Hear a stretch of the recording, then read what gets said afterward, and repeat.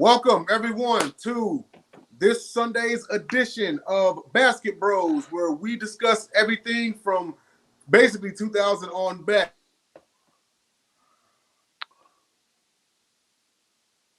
Basket Bros. Jay just froze up.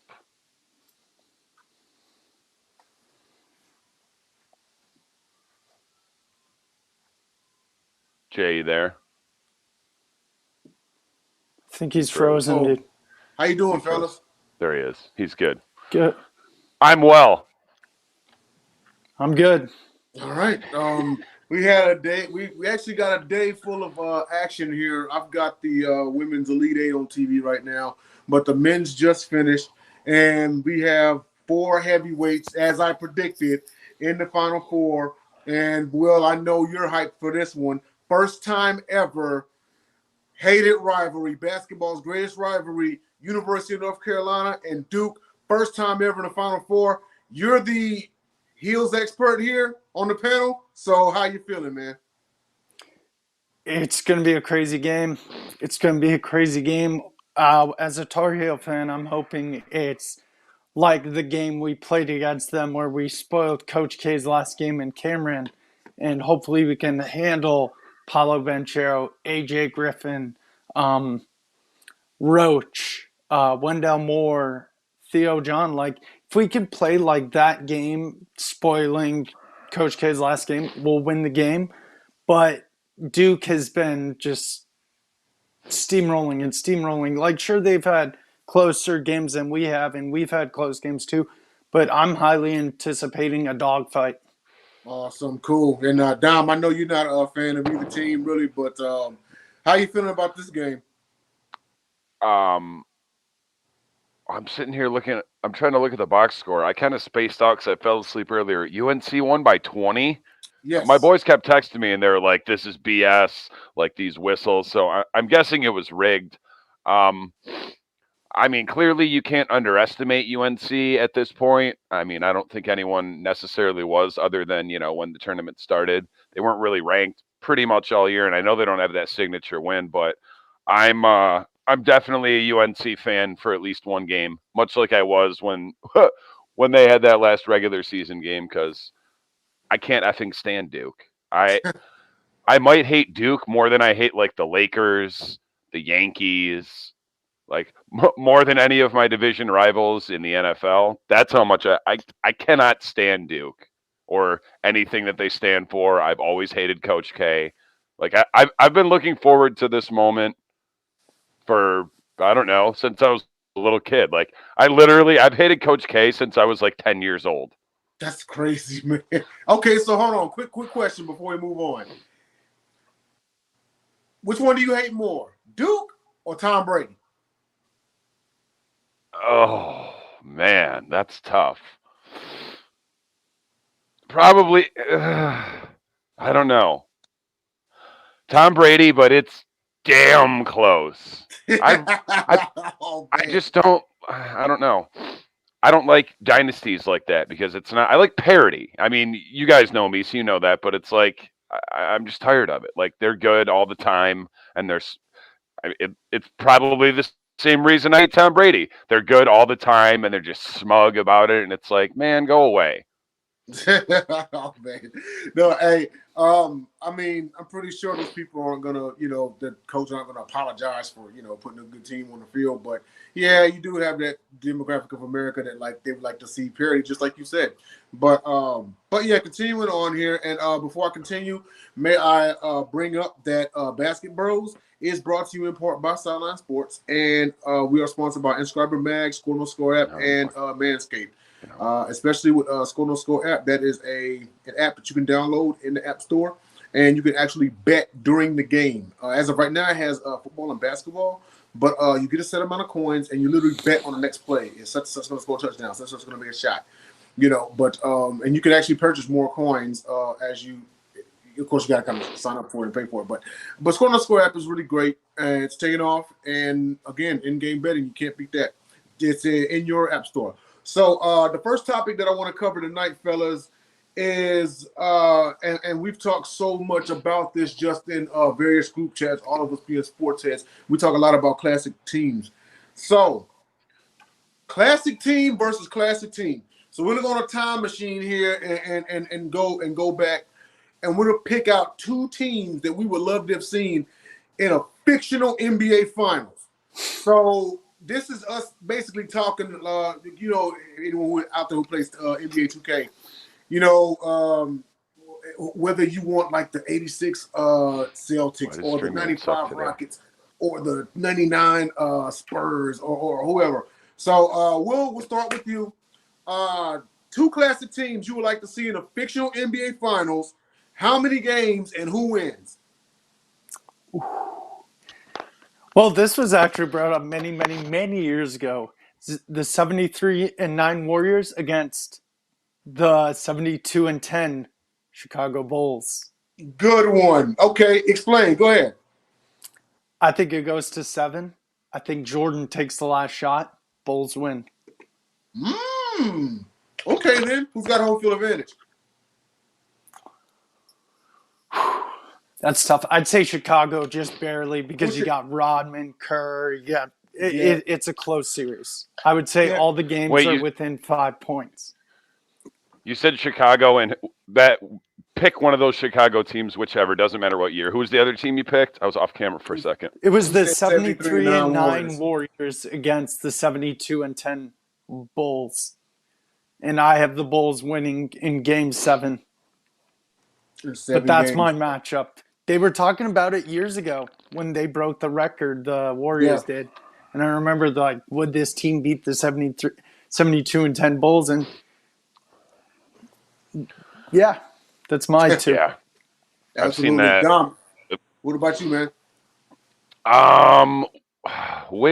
Which year? You just said it, and I already spaced out again because I want to pick a Bulls team as well, but not necessarily that one. Which year did they win 73 or 72 games? That was 1996. 96. Okay. All right. So then I will take either actually, let's say give me the 93 Bulls, like the ones that beat the Suns in the finals. Mm-hmm. Give me that team against either the 94 or 95 Rockets. I've always wanted to see that matchup for my entire life, just because. And the funny thing is, I didn't know, because I remember that the 94 series. So that was Houston and Orlando. That was the very brief amount of time that I was a Shaquille O'Neal fan. Yeah. Oh, wait. Houston. Oh, you're right. Yeah, that was the O finals. Yeah. Right. 94 was Houston and New York Knicks. Right. Yeah. You would know, Rockets fan. Thank you for correcting me. I knew you would know. Continue. Anyways, for some reason, I mean, I don't, you don't tend to see a lot of Rockets games here in Detroit. And, I mean, Akeem Olajuwon was in the league from, when did he come in? Like mid-'80s, right? Or maybe even 84. Early 80s? 84, 85, 84. somewhere in there? Mm-hmm. Okay, so he'd been in the league like 10 years. Anyways, what I was trying to say was, I never knew, I don't know how I didn't know, because, I mean, he put up great numbers. He was an all-star, and I know they made the playoffs. I never knew before that series against the Magic how good that the Magic was going to win that series, but I did not expect them to get swept. Like, Shaq just got completely outclassed. Like, Akeem Olajuwon took baby Shaq over his knee and just spanked him. Literally. Like, badly.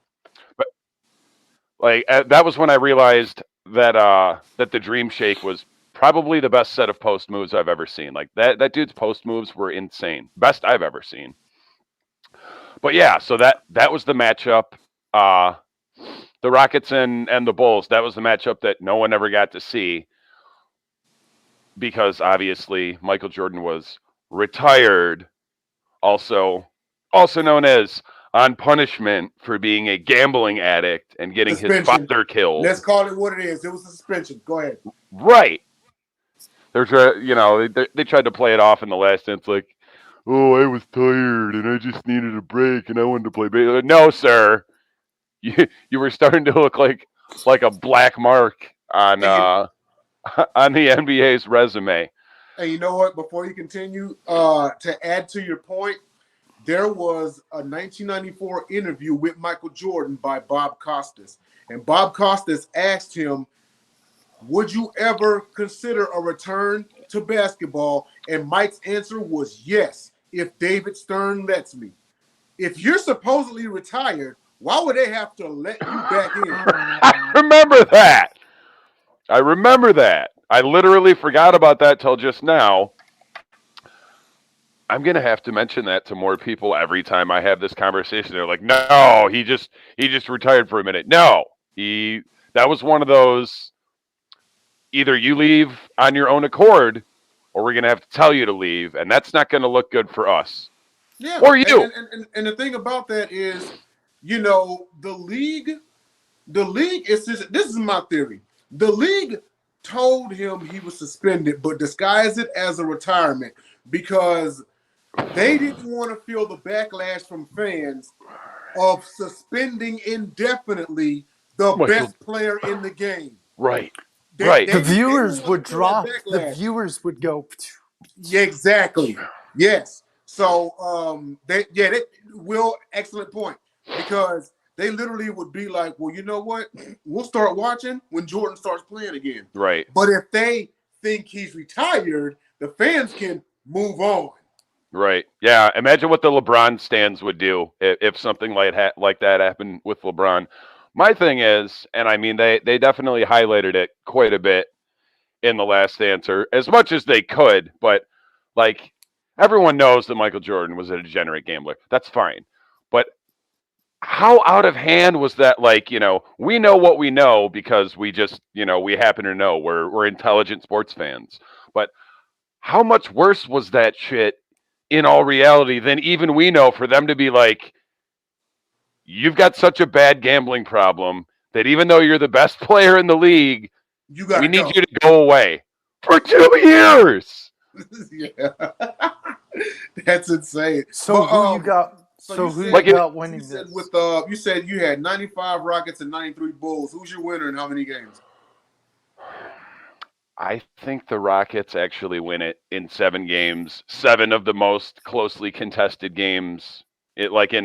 Obviously, at any one of these dream finals, that, you know, any scenario we can come up with, like, you're crazy if you don't say 7 games because, you know, you're picking the matchup in your head based on that. What I don't understand is, and you will know, I'm sure, because you're the Rockets fan, what happened to that team the year after their second title? Like, why didn't they get back? I mean, I'm sure they were in the playoffs in 1996.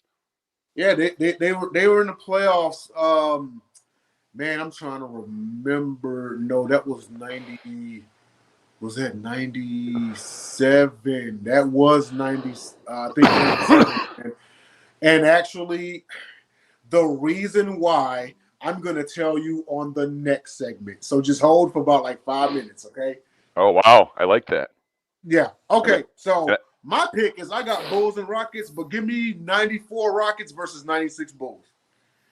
What a lot of people don't realize is, okay, first and foremost, give me 94 Rockets because that literally was the year of Elijah Warren. He became the first player and only player in NBA history to win in the same season an NBA Defensive Player of the Year, an NBA championship, NBA Finals Most Valuable Player, and regular season Most Valuable Player. It literally was the year of Elijah Warren. They were the 3 seed, and they ran a rough shot in the playoffs. Of course, a strong, very strong championship-level Knicks team took them 7 games. You know, but I would have loved to see them against the 96 Bulls simply because, and I know they had Rodman and everything, but I just love the challenge. What a lot of people don't realize is that first Bulls three-peat, they were 1-5 against the Rockets. Jordan said himself in an interview, I'm glad we didn't run into the Rockets. This is out of the first or the second three-peat. He said, I'm glad we didn't run into the Rockets in the finals because we had no answer for that monster down low. If anybody out there got a Bill Cartwright or what's his name, Luke Longley above Elijah Wan, I'm questioning your fandom. Right. Point blank. Right. Bulls had no big man. They had no answer for Elijah Wan. But for that, I would have loved to see Jordan in the finals. Before that, and I'm open to everything. You know, if you feel like you got the Bulls in 7 games, I can respect that. Because, see, whenever the Rockets played the Bulls, you know, during the first three-peat, the best player on the court was Michael Jordan, but the Rockets had the better team. You see? And exactly. If you were to say that you got the Bulls in 7 games, I can respect that because I've got the Rockets in 7 games. The thing that I don't get is when people are like, oh, man, the Bulls would have swept the Rockets. In what universe? You mean to tell me you got that Rockets team falling asleep for 4 games? With a straight face. Come on now. Even Jordan himself said he was scared of Elijah Wan and the Rockets. So you can't sit here and say, oh, man, they would have tore the Rockets a new one. No. Me and you both know it would have been close. So I'm going to go. Especially if Michael Jordan actually says something about it, because when he goes out of his way to mention an actual player's name, he doesn't do that often. He doesn't. I feel like Michael Jordan respects about you could probably count on 2 hands the number of players that he played against in his whole career that he actually respects. And Akeem Olajuwon is on that short list. Yes, absolutely. Now, with that being said, we're going to segue into the next topic, which is, and I hate to trigger a few people out there, but it's time for the tough conversation. Biggest playoff heartbreak you've experienced. Will, go. So I went to this Hornets Heat playoff series in 2016. We were the 6th seed. The Heat were the 3 seed. And the Heat killed us in game 1 in Miami by the score was 123-91 in Miami. Game 2, the Heat beat us 115-103 in Miami. I was nervous as heck. And then I actually went to game 3, 4, games 3 and 4 because I actually had tickets. The Hornets won 96-80 in Charlotte. Won game that was game 3. Won game 4 89-85 in Charlotte. Game 5 90-88 in Miami. The Hornets won. So I was like, okay, maybe we'll pull an upset.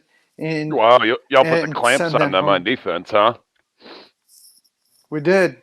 Game 6, he beat us by 7 in Charlotte, which I would have loved for us to close in Charlotte. That would have been awesome. Game 7, the Heat just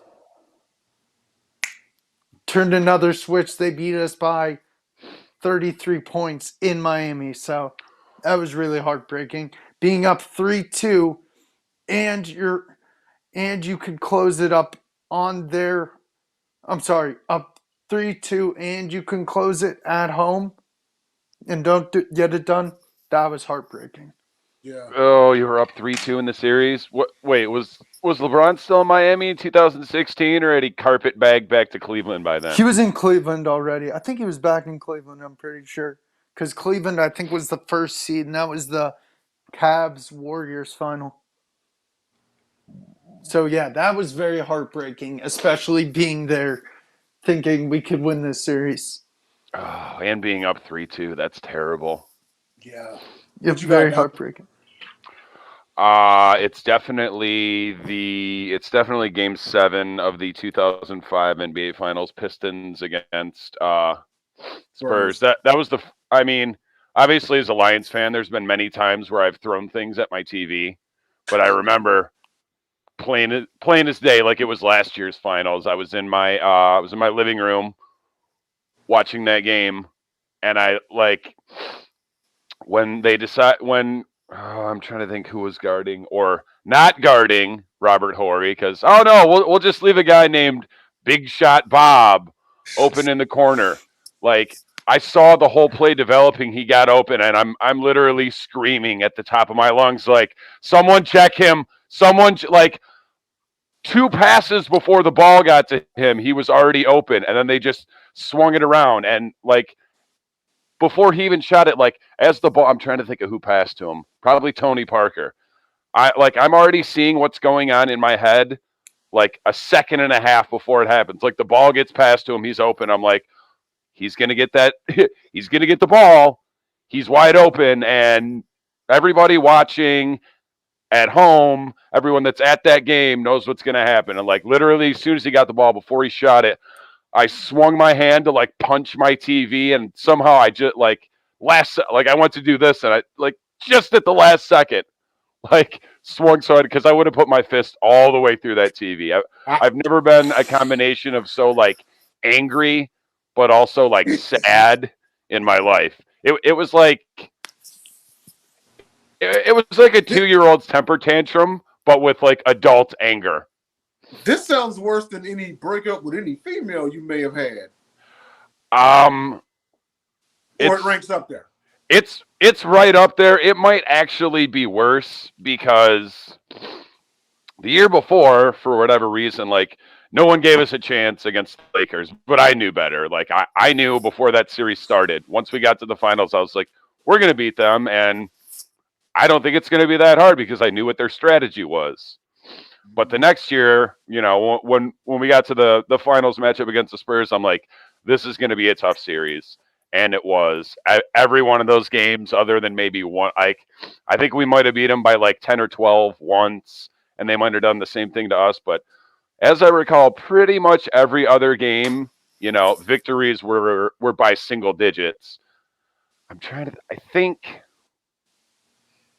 don't think we beat I can't remember right exactly offhand. I should have jotted this down like Will did. Shout out to you for doing extended homework, Will. But I don't think we blew like a big lead in this series. Like, I think it went back and forth. They actually might have been up 2-0, but as I recall, like, it was a slugfest on the defensive end because neither one of those were, you know, tremendously talented offensive teams. So it was close games, defensive battles, which I like, actually. I mean, everybody likes to watch a team go and score 130 points, but I like the defensive battles because, like, that's the way I play. Yeah, it was heartbreaking, and, you know, it's the going to work Pistons suffered the same fate as the bad boy Pistons. They won a title, and they should have won one more. Bad boy Pistons should have won 3. We all know about the phantom foul on Kareem Abdul-Jabbar. Yeah. Different show for a different topic, because, again, I like my blood pressure where it is. Right. But yeah, that was terrible. And it was like I said, I saw the whole play developing. I knew they were going to try to go to Robert Horry, and I'm like, someone will check him. Someone will check him. And I'm like, no one's checking him. He's open. Someone close out. We're not closing out. Oh, we made it. Series over. We lost. That's it. Yeah, and it's like they call him Big Shot Bob for a reason. That's that's the one guy you don't leave open. Literally, the one guy. Like, it NBA history. Like, think about it like this for a second. Even when he was on the Lakers, Kobe has missed game winners. You know? Many. And even then, I would still want the ball in Kobe's hands. But I for damn sure don't want it in Horry's. Right. And Horry was a Rocket. I know about him. I was going to say, you know. Yeah. Like he's literally made a living doing that. I remember the 94 year, and see, this is why people say he's a playoff player. Because I remember the 94 season, we traded him to San Antonio for Sean Elliott. They had their jerseys already made, but Sean Elliott had a bad knee and failed his physical. Robert Horry said in the interview he used that as motivation to play better.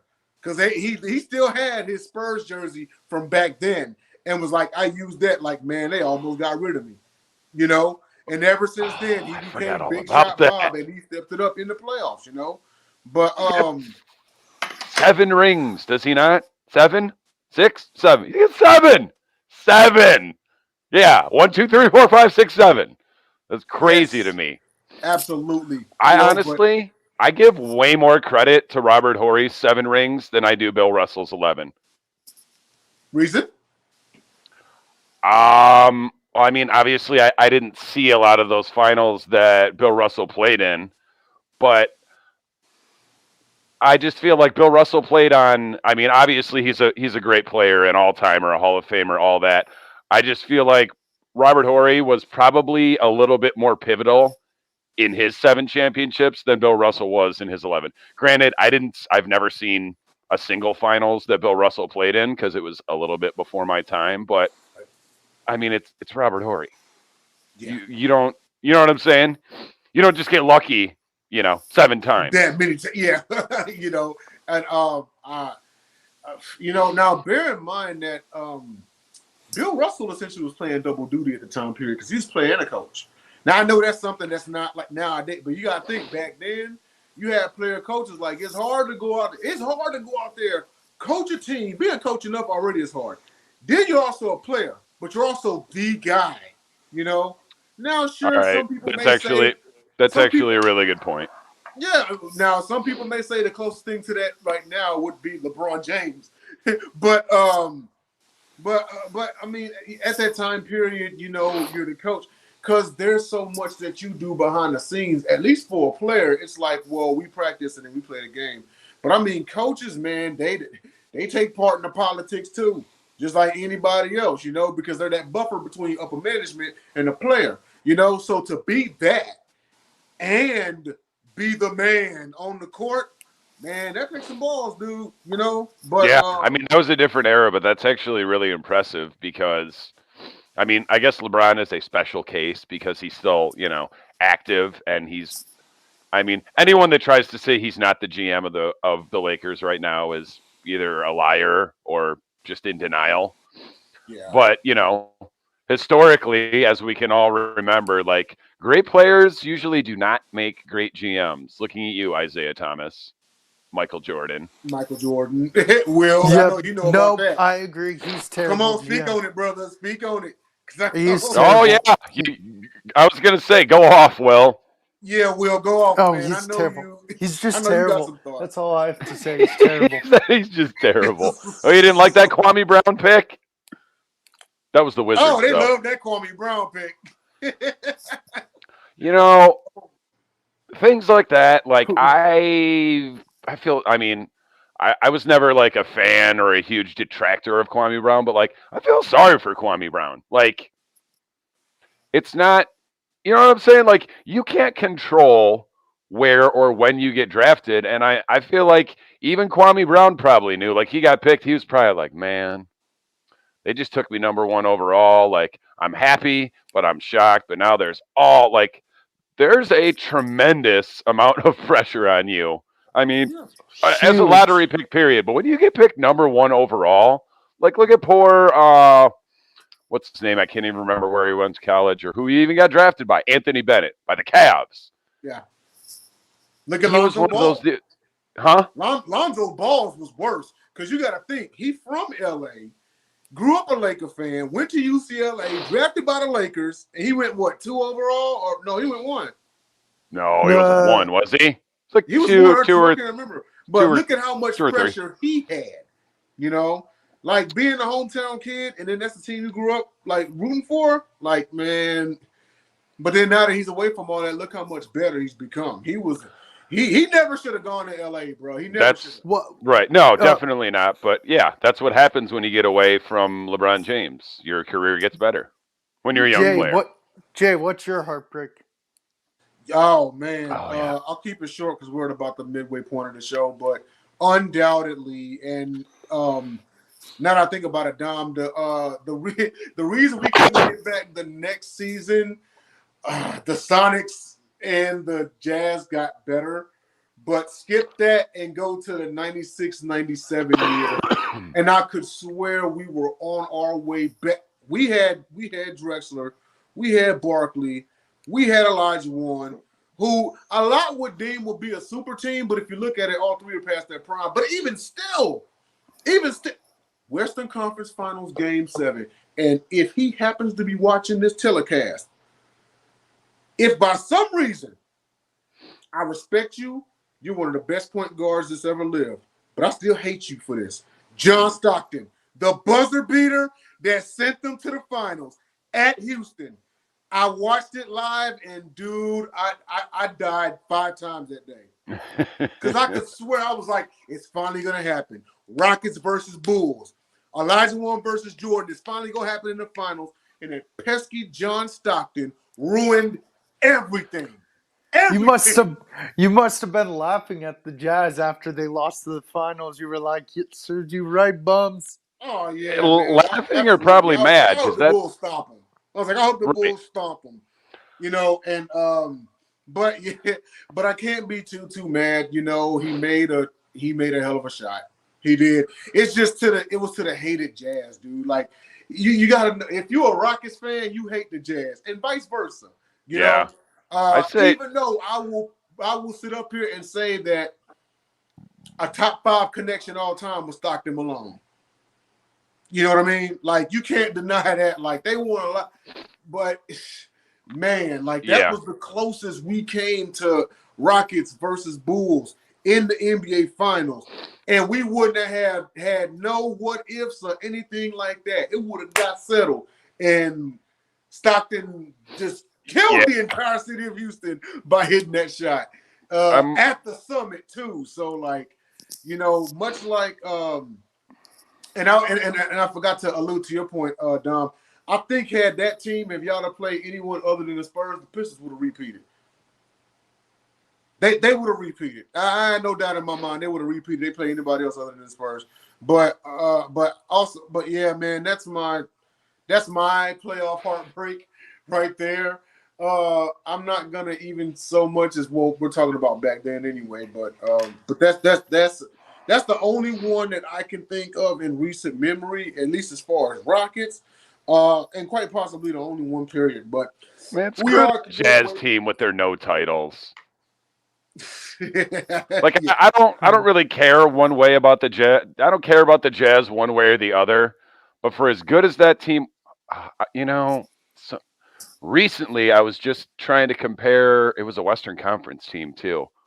I was likening them to that Jazz team with Stockton and Malone. Like, they were good for all those years in the regular season. And were good enough to get to the finals, but it's like they weren't ever beating. It just annoys me when teams are good year after year after year in the regular season and can't do anything in the finals. And the Jazz that's probably the number one suspect of that sort of thing. It's like they're the Buffalo Bills of the NBA. Like, and seeing as you say being consistently good in the regular season and in some postseason play, and since we're in March Madness, looking at you, Gonzaga, another team under the same circumstances that still has yet to win it all. Five-time number one seed. Yep. No titles. Absolutely. But we are at the midway point of the show. And I'd just like to remind everybody that we are sponsored by Inscriber Magazine, Score No Score app, and Manscaped. And we are being brought to you live by Sideline Sports. Shout out to JV Ellis, Eric Wilson, and John Shearer, as well as Jake Malik. Of course, thanks for allowing a brand new show to come to the network. And we are going to segue into the next topic, and that is, and this one will be relatively quick. So, point guards, start one, bench one, cut one. Out of the following: Magic Johnson, Isaiah Thomas, Dennis Johnson. Will, go ahead. Start Magic. Guy played center in the NBA Finals while Kareem wasn't playing well. I say bench. Isaiah Thomas. Guy was a dog. Guy was a national champion at Indiana for Bob Knight and a 2-time NBA champion. And then, no offense, Dennis Johnson was a great player in his own right, but gotta cut that DJ. Dom, what you got? It's hard for me to. I mean, I can start with cut. I'm definitely cutting Dennis Johnson. Sorry, not sorry, Dennis Johnson, if you're listening. I think you're tremendously overrated. Like, and I mean, Kevin McHale was. I also think Kevin McHale is overrated. Obviously, I'm alluding to that entire 80s Celtics team. I mean, obviously, Larry Bird's one of the best ever, but like Robert Parrish, sorry, Robert Parrish, you're overrated. Dennis Johnson, also overrated. Kevin McHale, also overrated. Who else was even on that team? Danny Ainge, he was probably more of a role player. Oh, it's tough. As much as I hate to say it because I love Zeke and I think other than maybe Allen Iverson, he's the best inch for inch, pound for pound player in NBA history. I would probably bench Isaiah Thomas and start Magic Johnson for a lot of the reasons that I know you're surprised. I'm a little surprised hearing those words come out of my mouth too. I mean, they were. Dude, I would have swore you would have said Isaiah, man. No one would have been mad at you for it, you know. I know. I'm like I said, I'm trying to not be biased, and it's just. Will made a great point. And that was Magic's rookie year, was it not? Because Kareem Abdul-Jabbar got hurt. Magic was like, "Okay, I'll play center." That's not something Isaiah Thomas He could hit do. the skyhook that game. Yeah, that's not something Isaiah Thomas could do. He hit the skyhook. It's funny because now I can give my caveat. Even though I picked Magic to start, there are some situations and sometimes, I mean, I won't say Magic is overrated. I wonder if, like, say you took, Hall of Famer James Worthy off that team. Say you took Skyhook, the greatest scorer in NBA history using the greatest shot in NBA history off that team. I just always kind of wondered how elite level of a scorer that Magic could have been when called upon. Obviously, he could do it in spots, but I always wanted to see him as like, the number one option in an offense. And you know what? Before you continue, this is probably the biggest reason why I have Magic Johnson in my top 5 players all time is because he became great even though he was the third scoring option. The first was Kareem. The second was Worthy. Right. Then it was Magic. Magic's career average off the top of my head, points per game, 19. It was like 19.4. Yeah. But go ahead, continue, Dom. I think that was pretty much it. What you got? Like I said, start Magic, bench Isaiah, Dennis Johnson, get out of here. I'm the same. Dennis Johnson was great. He actually is amazing. I know a lot of Celtics fans are gonna probably put him in their top 10, and I wouldn't be mad at him for it.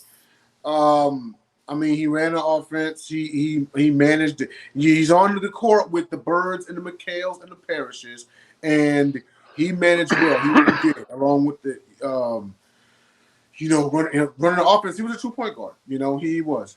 But I'm gonna go ahead and start Magic and then bench Isaiah. Isaiah Thomas, the smallest man in a pack of wolves, the smallest wolf in a pack of wolves. You know what I mean? Bill Laimbeer would fight you. Isaiah would fight you from that same intensity. A lot of people forget he grew up rough. He come from the hood. When you get players like this. Go ahead, Will. Go ahead. I know you want to say something. Go ahead. Didn't he grew up in Chicago and wanted to be drafted by the Bulls? I want to say yes. He came up rough. He did. Yeah. And you know what? In this era, because I can recall on the sports arena, shout out Ray J. Lynn and Eric Wilson, because they touched on this with the Juwan Howard incident at the University of Michigan when he attacked the other coach and whatnot. Is you got to realize that when you come up somewhere rough, sure you grow up and you do mature, but that dog never leaves you. That dog never leaves you. It just doesn't come out as quick as it would have 20, 30 years ago. You see what I mean? But it's still push.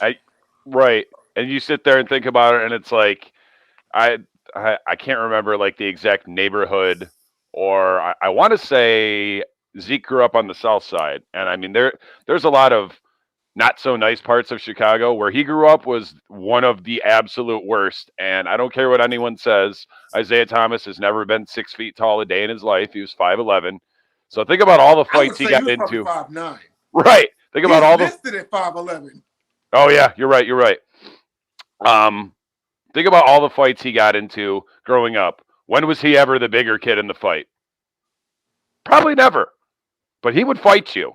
He will. And he brought it onto the court, you know. That's why the 80s was such a great time, man. Like, because I felt like he came in the NBA. He was born, came up, and came in the NBA all at the right time. Mm-hmm. And he joined the right team because there was no other team. I mean, don't let me. Knicks was getting down, Bulls was getting down. At the time, Bulls still had Oakley. Oakley was the Chicago enforcer before he went to the Knicks. Yep. You know, but nobody got down like the Pistons, bro. They all fought. John Sally, doggone Lambeer, Thomas, you name it. That whole Rick squad Mahorn. fought, bro. Yeah, any one of the starting five and probably 6 deep on the bench, any one of them would punch you in the throat in a moment's notice. In a moment's notice, exactly. But now I would say out of the three, Isaiah undoubtedly is the tougher of the three, even though he's the smallest man. But I'm gonna start Magic because for obvious reasons, man. Dude was half amazing. You know, you talk about a man that can play all 5 positions. And he's a true point guard. And you go look up his highlights. No one, and I mean, we've seen what LeBron can do. We've seen John Stockton. We've seen many point guards. No one is a passer of the ball like Magic. That dude was like the Peyton Manning of basketball before Peyton Manning became football. You know, like some of the passes he made, I was like, Jesus Christ, the man's ahead of his time. Right. He was doing passes that cats will start doing in like the 2000s. I was going to say Magic Johnson, if for some reason he wasn't in the NBA, he could have been the best Harlem Globetrotter ever. Undoubtedly. He could have. If Magic was born, if he was born like 2 decades later, I would say, well, not 2 decades, probably maybe 3 decades later, he could have been on N1 easy. For sure. I love the way Magic played the game. Like, he enjoyed it. He was out there with a smile on his face. He did. And I'm pretty slow to give props to players from my rivals, but like, nobody hated Magic Johnson. I mean, even him and Isaiah were best friends until the whistle blew. Then Isaiah was trying to punch Magic in the throat. Absolutely. And that's the difference between those eras and this era. Everybody's friends. Guys were friends back then. Magic and Isaiah were best friends off the court. When that whistle blew, they were trying to kill each other. And not just kill each other on the scoreboard. They were really trying to kill each other. Trying to kill each other. It's like, you know what? If we survive, we can keep being friends. Right. You know, but at no point ever, and they really were like absolutely best friends. But never once did they ever consider like, hey, we should join up and play together. That was never going to happen. You didn't join your rivals back then. You beat them, and you tried to beat them physically with a closed fist. Yes. Not something you'll ever see LeBron doing. It was like, this is back when you legit called the NBA court the battlefield. Right. You know? Yep. You know, but with that being said, I'll segue into the next one. I figure we'll kind of finish the show on the NBA tournament Final Four and championship. So I picked 3 great games from like as far as championship games, and I'll start off with, and Will, you can probably lead us off with this one. And shout out to Jen, who's producing the show. Thank you, Jen. Appreciate this one. Thank you, Jen. Thank you, Jen. 1982, North Carolina 63, Georgetown 62, known for Jordan shot. His first highlight in a greatest of all time era between college and pro. So, Will, you're the Carolina fan. Y'all can lay claim to having Michael Jordan. Go ahead, man. I wasn't like I've said on shows recently. I wasn't born yet.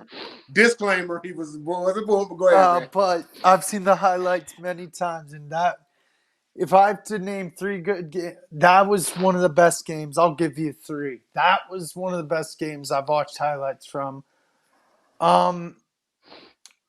Even though it didn't go the way I wanted, I think the Duke versus Butler final was an amazing final Nice.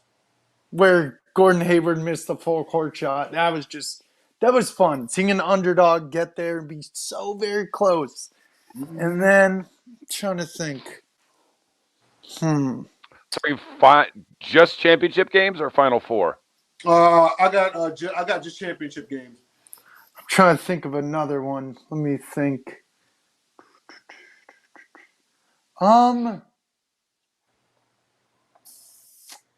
tough. I've seen If you highlights want to of cheat this. a little bit and go into 2000s, you can. Yeah, I've seen highlights of this one too, and it's probably one of the best college basketball games. And I've seen highlights over and over because it was good. Bird versus Magic, Indiana State versus Michigan State. Michigan State. That was a good one. Thanks for taking one of mine, jerk. Yeah, that's fine. absolutely. That was a great one, and I've never really been a huge Michigan State basketball fan. I'm not either, trust me. I was going to say, y'all know me. I commit the mortal sin. I'm a Michigan basketball fan and a Michigan State football fan. I can't be a Michigan football fan because they're the Cowboys of college football, and I hate the Cowboys.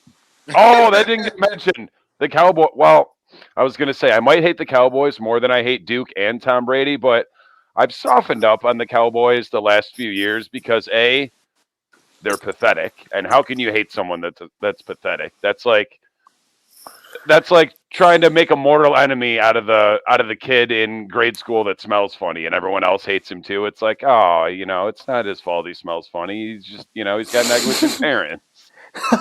And he might be like genuinely funny, that was funny. I laughed when I said it too. Crack up. He might be a little musty, but he's a good kid. He's a good kid. He just smells funny. He got out of gym class, but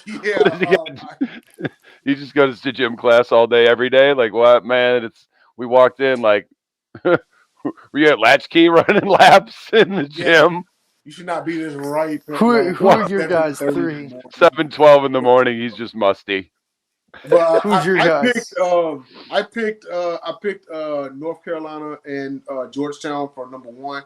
Number 2, I had to cheat a little bit and go into the late 2000s. So I picked Kansas 75, Memphis 68 in overtime. Yes. Mario Chalmers shootout. That was a really good one. That was a really good one. And then I also got and Dom, you're gonna appreciate this one. 1999, UConn 77, Duke 74, Rip Hamilton and Khalid El-Amin. Yes. I knew Rip was going to be good. I knew Rip was going to be good in the pros. I knew that Khalid El-Amin was not, because that man was as wide as he is tall. He was listed at 200. He might have been more. You think? He was like a smaller Zion Williamson, he's probably not as muscular, but because people getting on Zion for just 30 seconds. He got injured and he was at 290. And they said as he was recovering, he actually put on muscle. I'm like, that guy's 300 pounds. There's no way that they didn't want to say they had a 300-pound small forward. So with that being said, I think UConn didn't want to admit that they had a 220-pound point guard. Right. That was 5'10". Now, that's the thing. He was listed at 5'10". He may have been all of 5'10". Right. Wasn't that Rip Hamilton like Ray Allen and those guys? No, Ray Allen was gone. Ray Allen was already gone. Allen was already in the but no, Rip because Detroit drafted him. Who? They drafted Rip, right? No, Washington did. Washington, that's right. Michael Jordan, I believe, was the GM at the time and drafted Rip. That's right. Okay, then he got traded to Detroit. But yeah, those are mine. Dom, you got any championship games come to mind? The 1988 finals. It was Kansas against Oklahoma State. I was a transplant Jayhawk fan of sorts because I lived in Kansas from 84 until like 86. I was a big Danny Manning fan. He had a solid NBA career, but I was a little bit just like I always thought Danny Manning should have been a little bit better in the pros. But Danny Manning actually, and I know that the Lakers had always been the team of Los Angeles, but Danny Manning was there when the Clips were semi-good. So, I mean, I give credit to him, you know, like I thought he was the best player on that squad. Like, since I think Tisdale was a Clipper.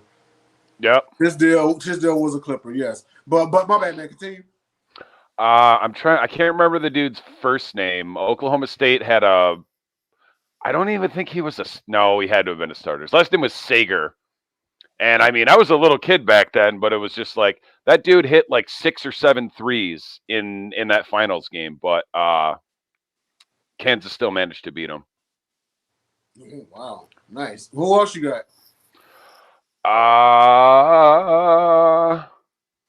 I mean, it wasn't even necessarily a particularly close game, but the following year, and now I'm ashamed because I'm a Michigan basketball fan, when Glenn Rice and Ramil Robinson won the whole damn thing. I can't remember who they beat in 1989. Like, I know it's there. Man, now I Big gotta dog, look. Glenn Robinson. Arkansas, right? Is Arkansas that they beat? That sounds right. No. Wasn't Big. Didn't he come from Arkansas? Big Dog? That was a different team. Glenn Robinson went to Purdue.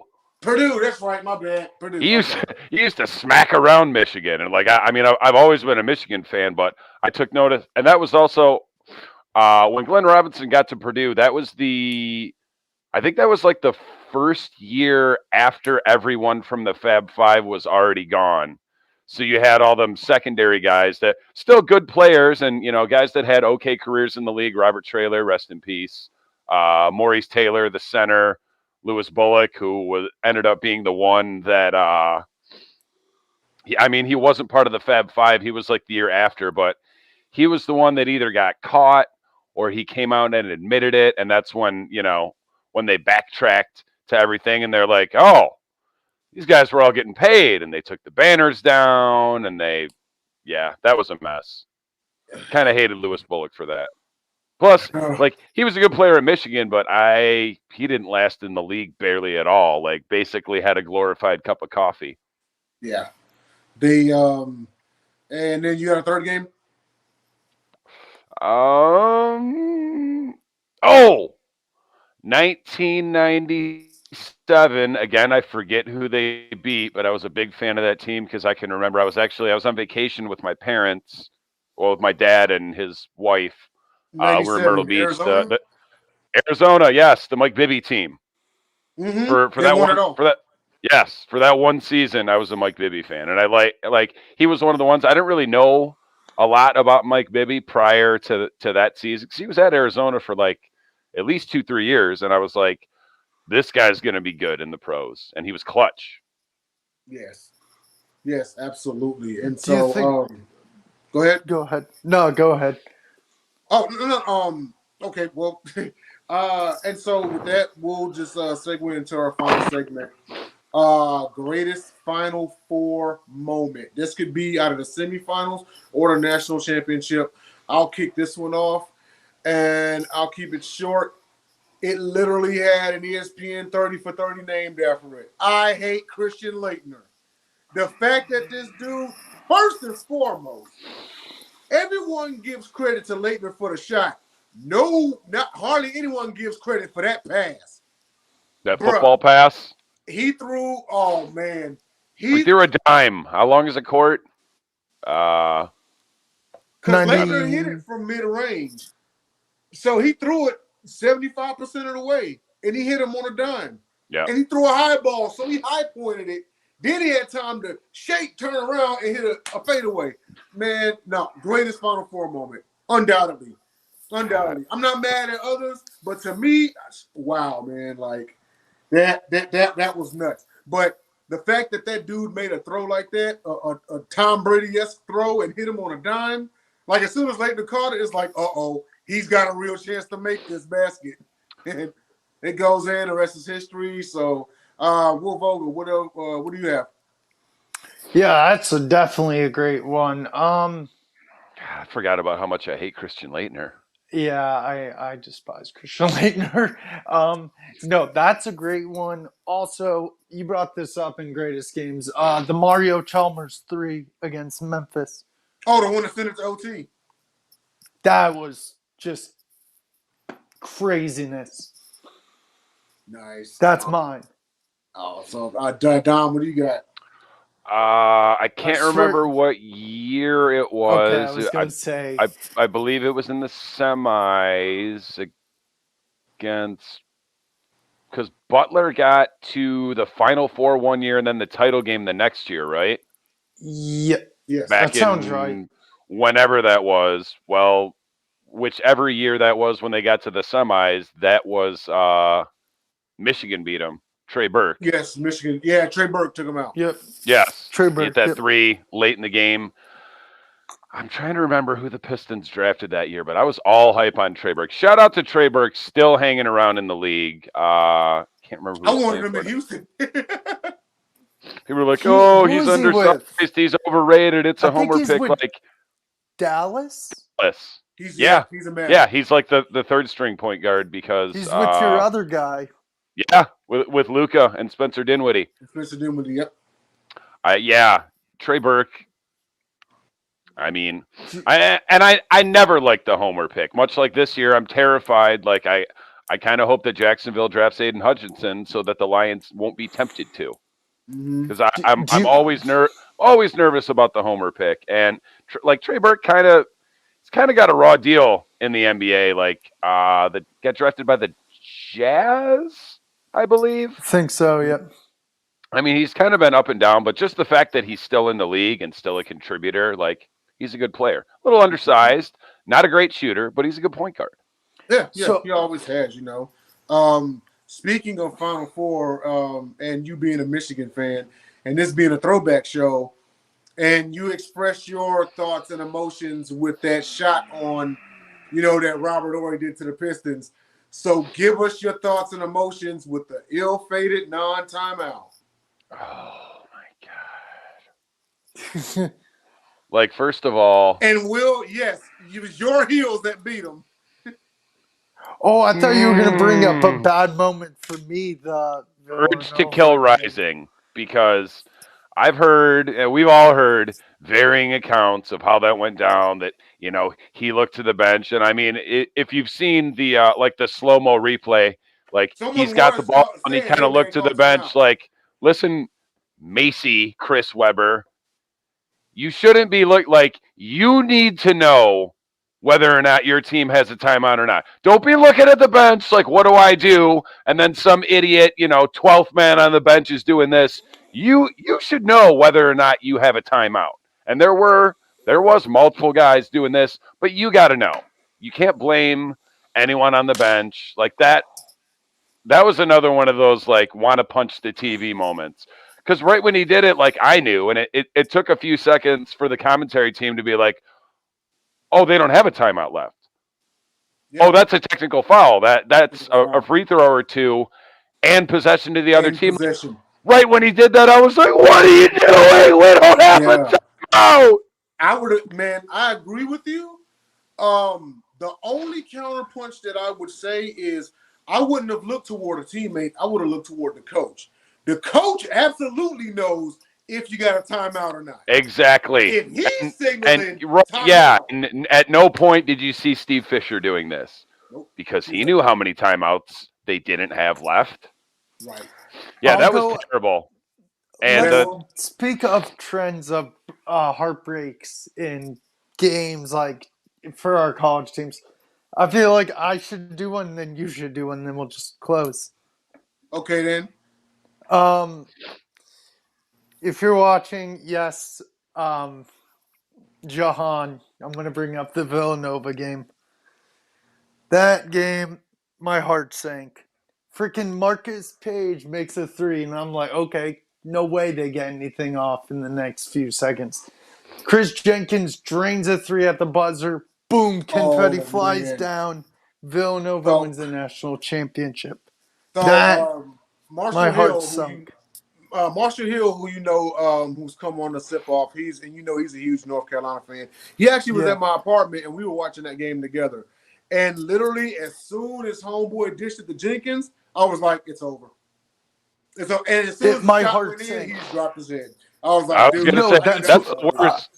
I mean, it's the worst, but also simultaneously the best. Like when you can see it happening and you see that pass happening, it's like when you. I mean, it's way worse if you're a fan of the team that's about to lose, like the Robert Horry shot. I or that literally line. just, I Go literally ahead. dropped to my knees, and I was like, "No, this can't be happening." But thank Yes, goodness. we all had those moments because a lot of the time, Exactly. like Exactly. I don't know how animated you guys are about that shit, but like if it's my team and it's crunch time, like I'm up out of my seat for the last like Oh, I 5 am minutes of the too. game. Yeah, I so am it's too, but- it's terrible when like you're jumping up and down and then you literally drop to your knees. Like But Yeah. those one last thing before Jay gets to his, all I have to say was thank goodness we won the title the year the after. next year." Yeah, because North Carolina, you know, We wanted a heartbreak on redemption play. tour. Yeah, they had heartbreak on a play and they win it all the next year. Then you got Virginia, who became like the a-hole of the NCAA, dropping to a 16th seed as a I number was at one. that game. I'm not even lying to you. I Nice. have a USBC shirt. Not even And- lying to you. Let me get it. And they you go shot the ahead. lights out that game too. And then of course the next year Virginia wins it all. So as far as heartbreak for any team that man, I would say I can't even remember what So yeah, my brother got me a pass to go to the Final Four. I think I forget how many days in a row, but Retriever Nation. Nice. That's awesome. dude, no.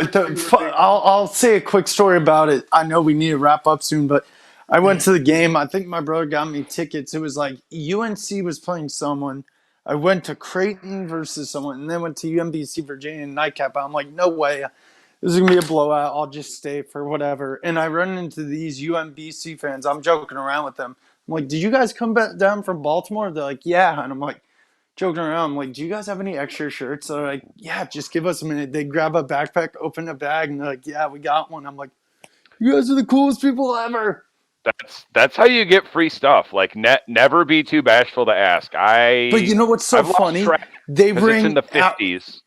Go The ahead. funny thing is, they ran out of UMBC gear at the arena because of the wow. game. Nothing even available for purchase, and you got one for free. That's what I'm saying. Never be bashful to ask for some free shit. Jay, go ahead. I bet you I've got between 50 and 75 beers in my life.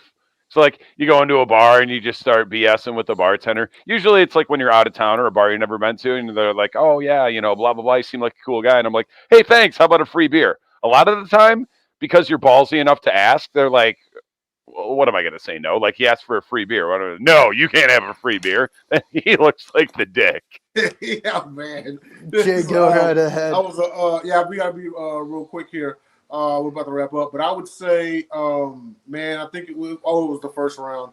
I can't remember what year. It might have been 2016 or 2017. But the University of Northern Iowa eliminated Texas on a miracle half-court Hail Mary. Texas remember that. The bucket to go up one with like 3 seconds left, and dude jacks up a prayer and he banked it in, and I was just like, "You gotta be kidding me!" I think I was watching that game live, and I mean, like, it's unfortunate now because college football, rather than fixing their postseason tournament and going to like 6 or 8 teams, now they're talking about like 12 or 16. Like, stop trying to be like the big dance. You can't do it. There's nothing even remotely like that in pro or college sports. It's far and away like who's got the next best postseason tournament after college basketball? I couldn't even tell you because the gap is so large. Right, absolutely. It is. But real quick, Dom, you got one? What were we even talking about? What's the topic? Heartbreaks. Heartbreaks in college NCAA tournament. We started with me. Remember the Fab Five? We The Fab started Five, this. Yes, right, we did. We started this segment with me. Don't make me relive that. Hey, that's all good. We're at the hour and 4-minute mark, so we'll go ahead and wrap it up. So I'd like to thank everybody for tuning in. Shout out to Jacob Christner, who's also on the show with us normally. He couldn't be with us tonight, but he'll be back next time around.